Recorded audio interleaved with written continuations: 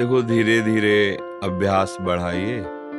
जब हृदय पवित्र होगा तब इन दोषों का नाश हो जाता है। भजन के मल विक्षेप आवरण, ये 3 दोष हैं जो भजन नहीं होने देते, भजन में बाधा पहुंचाते हैं। बार बार किसी विषय सुख की याद आना। यहाँ एक विषय सुख तो है नहीं, बहुत है, बहुत जन्मों से भोगा है, इस जन्म में भी भोगा है। जब हम भजन के लिए बैठते हैं तो इंद्रियां प्रभु में ना लग करके भोगों के चिंतन में जाती है। भोग भोगने से हमारे अंदर मलिनता आ गई है। मन, बुद्धि, चित्त, अहंकार चारों मलिन हो गए।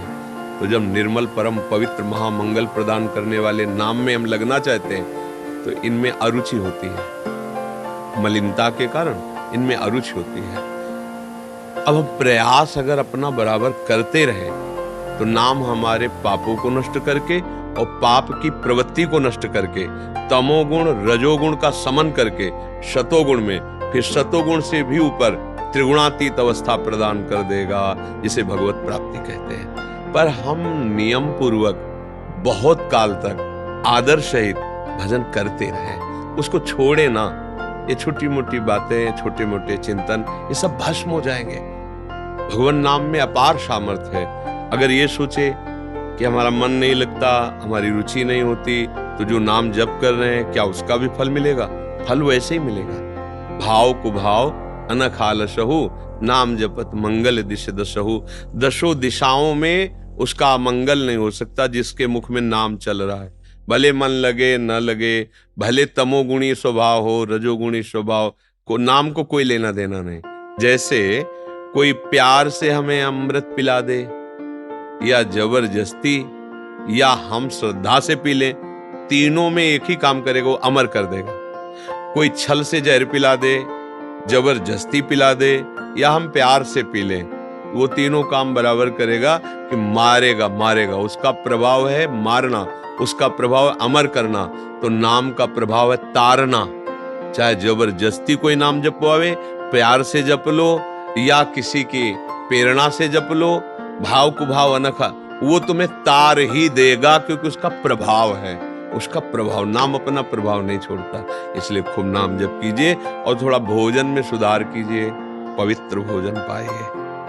पवित्र भोजन से तमोगुण नष्ट होता है। जब तमोगुण बढ़ता है तो भजन में रुचि नहीं रहती। निद्रा आलस्य प्रमादोत्तम तत्तामस मुदारतम। सतोगुणी भोजन हो प्रभु को अर्पित करके पाइए। और जब प्रभु को अर्पित करके भोजन पाया जाता है तो निष्पाप हो जाता है। ऐसे देखो, भगवान ने कहा है यदि भोजन को आप अपने लिए रांधोगे, बनाओगे तो पाप है। जब प्रभु को अर्पित करके, गुरुजनों को समर्पित करके, बड़े बूढ़ों को पवा के पाओगे तो वही अमृत का काम करेगा। भोजन बुद्धि शुद्ध कर देगा। शेरविश महाराज जी, आप महाराज जी वृंदावन धाम की महिमा सुनना चाह रहे थे और साथ में कह रहे थे कि शरीर अस्वस्थ रहता है, तो मतलब अभी फिर ना चाहते भी धाम छोड़ के बाहर जाना पड़ता है शारीरिक उससे, मतलब ऐसा। वृंदावन धाम की महिमा तो अमोघ और अनंत है। हौ लघुमत नहीं लहो प्रमाना। बहुत छोटी बुद्धि है। जैसे बौना आकाश को स्पर्श करना चाहे, ऐसे ही छोटी बुद्धि के द्वारा वृंदावन की महिमा का कैसे गायन हो सकता है। पर जो महापुरुषों से, गुरुजनों से, आचार्य वाणियों से अनुभव हुआ है, वृंदावन चिदानंद वपु है, दिव्य है। जो दिव्य है और चिदानंदमय है वो एक देशीय नहीं होता,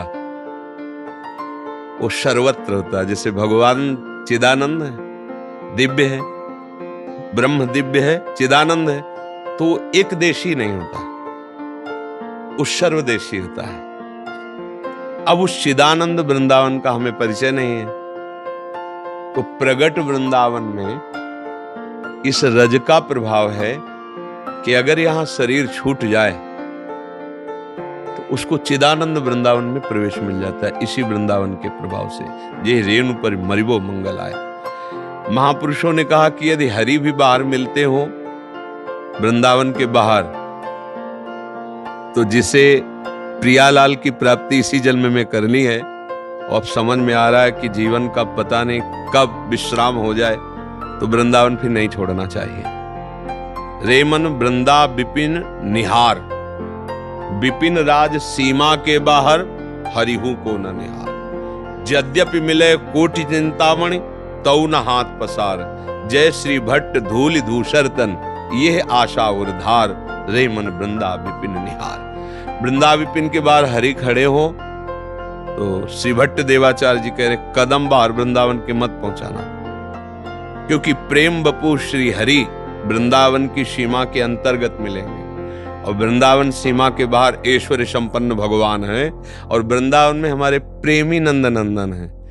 प्रेमी हमारे गोपाल जी हैं, हमारे नंदलाल जी हैं, हमारे लाडिले हैं। यहां भगवान का सुदर्शन चक्र कभी प्रवेश नहीं किया। पूरे कथा में, पूरे शास्त्रों में पढ़ के देखना, हमारे वृंदावन में, ब्रज क्षेत्र में कभी भगवत पार्षद सुदर्शन का भी प्रवेश नहीं हुआ। द्वारिका में है, मथुरा में प्रवेश हो गया, वृंदावन में बंसी वाले हैं, अत्यंत मृदुल कोमल करुणा में सरकार।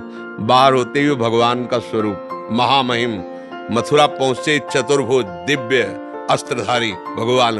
तो श्री भट्ट देवाचार्य जी प्रेम की महामहिमा का वर्णन करने वाले कह रहे, करोड़ों चिंतामणि मिले तो भी हाथ मत पसारो, अर्थात वृंदावन से बाहर मत जाओ। आशा करो कि जब तुम्हारा शरीर छूटे तो इसी धूल में छूटे, जिससे अंतिम चिंतन का परिणाम ही हमारा होता है गति दुर्गति। अगर अंतिम चिंतन में वृत्ति जहां फंस जाएगी वही हमारी होगी, और यहां नहीं होगा। यहां ये सिद्धांत नहीं लागू है। यहां तुम्हारा अंतिम चिंतन का परिणाम नहीं देखा जाएगा, क्योंकि यहां जो शरीर छोड़ता है तो प्रियाजू की दिव्य सखी है वृंदा सखी, उनके द्वारा ये शासित है वृंदावन देश।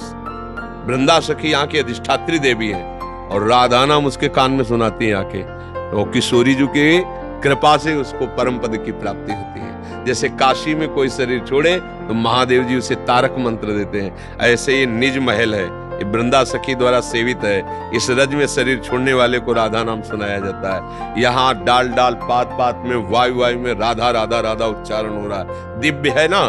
तो अब हमारे पार्थिव कान, पार्थिव नेत्र तो समझ नहीं पा रहे, इसलिए चाहे जितनी जैसी परिस्थिति हो, अगर हमको परम लाभ प्राप्त करना है तो अब अपने जीवन को वृंदावन को दे देना चाहिए।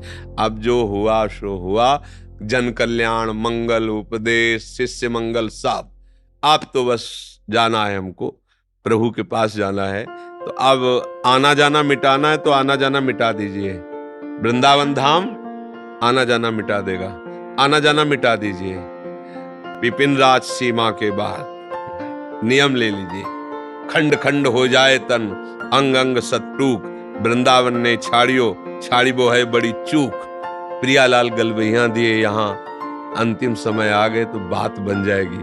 उनके दरवाजे में पड़े ना, उनके घर में पड़े, और जब शरीर छूटने का समय आया, अत्यंत लाडिले युगल सरकार अगर कृपा कर दे तो जो चाहोगे प्राप्त हो जाएगा।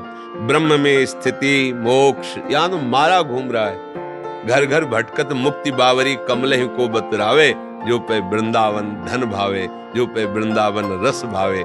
यदि परम धन वृंदावन की प्राप्ति हो जाए तो जीवन धन्य हो जाए। कोशिश करे, श्री जी से प्रार्थना करे कि अब मन बाहर न जाए। और फिर दूसरा उपाय, अगर ऐसा नहीं हो पा रहा तो निराश होने की जरूरत नहीं। वृंदावन चिदानंद है, आप जहां जाओगे वहीं वृंदावन है।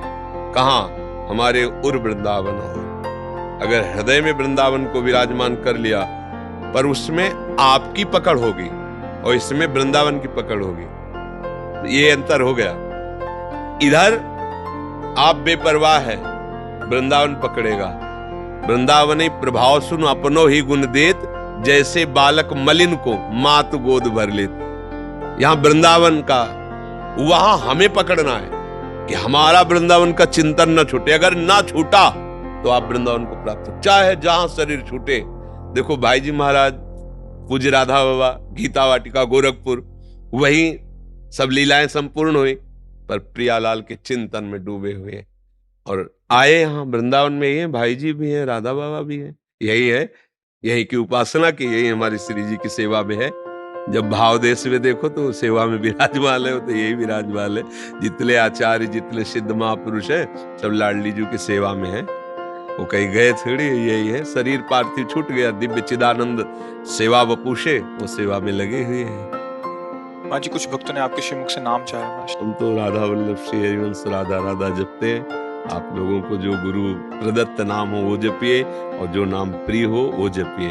नाम जप से ही परम मंगल होता है। जितना मन को नाम में एकाग्र कर दोगे उतने ही तुम माया पर विजय प्राप्त कर लोगे।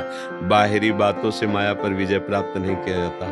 मन को एकाग्र करके प्रभु में लगा दो तो मन भी श्री कृष्ण ही है, ऐसा अनुभव हो जाएगा। इंद्रियाणाम मनश्चास्मि, भगवान गीता जी में कहते हैं इंद्रियों में मन में। जिस मन की हम बहुत शिकायत करते हैं, जब उसको हम प्रभु में तन्मय कर देंगे तो स्वयं भगवान का दर्शन करा देगा, वही भगवत स्वरूप हो जाएगा। बस हमारी जो वृत्तियां हैं अधोगामी, इनको रोकना है। सब सारी की सारी लड़ाई यही है, जो अधर्म पूर्वक हम विषयों में सुख भोगना चाहते हैं, यही हमारा पतन करा दिए हैं। अब ये बड़ा कठिन हो रहा है। हम बातें भले परमार्थिक ही कर लें सब कुछ, लेकिन इंद्रियों को सही मार्ग पे चलाना ये सबसे कठिन मार्ग। बात कहना सरल है, लेकिन उस पे चलना बहुत कठिन है। और जो चल गया वही महात्मा, जो टूट गया फिसल गया तो फिर फिसल गया, फिर तो पुनरपि जननम पुनरपि मरणम पुनरपि जननी जठरे शयनम। इसलिए खूब नाम जो गुरु जी ने दिया खूब जपो, यही परम धन है। एक न एक दिन शरीर छूटेगा, आज नहीं तो कल। और अगर तैयारी की है नाम की, तैयारी की है गुरु वचनों पे चलने की, तो वहीं पहुंच जाओगे जहां की तैयारी की है। तैयारी नहीं की तो पछता कर फिर वहां जाना पड़ेगा जो तुमने कर्म किए। अवश्य में भोक्तव्यम कृतम कर्म शुभाशुभम। फिर शुभ अशुभ कर्मों का फल भोगना ये बड़ा बहुत दुस्तर है। इसको पार करना बड़ा कठिन। इतना स्टॉक जमा है कर्मों का कि हम भोग करके कभी पार ही नहीं हो सकते। वो तो भगवान कृपा करे, हमारे संचित कर्मों को भस्म कर दे। भगवान कह भी रहे हम तो हम स्वरूपा पे बढ़िया अवसर है। खूब नाम जप करते हुए सतमार्ग में चलो, गंदे भोजन का त्याग करो, गंदे आचरणों का त्याग करो, गंदी सलाह देने वाले, वार्ता करने वाले लोगों का त्याग करो। फिर जब के देखो मंगल आनंद आएगा। अब हम गंदा भोजन करें, गंदी बातें करें, गंदे दृश्य देखें, गंदा आचरण करें और नाम भी जप करें तो आनंद नहीं आएगा। ध्यान देना, नहीं आएगा। बहुत लंबा समय लगेगा। जब ये संस्कार भस्म होंगे तब आनंद आएगा। भगवदानंद और विषय आनंद एक साथ नहीं रहता है। जहां राम तहां काम नहीं, जहां काम नहीं राम। जैसे सूर्य और अंधेरा एक साथ नहीं रह सकता। जहां सूर्य वहां अंधेरा नहीं। जहां अंधेरा है अभी सूर्य का प्रकाश गुप्त है, तो जहां नाम वहां काम नहीं। इतना नाम जप करो कि हृदय काम शून्य हो जाए। एकमात्र प्रभु का प्रेम, अरे वो गंभीरता, वो आनंद। थोड़ा नाम जप करता है उपासक तो उसका चेहरा, उसकी आंखें बताने लगती हैं कि वो कितने सुख में, कितनी शांति है, कितना धैर्य।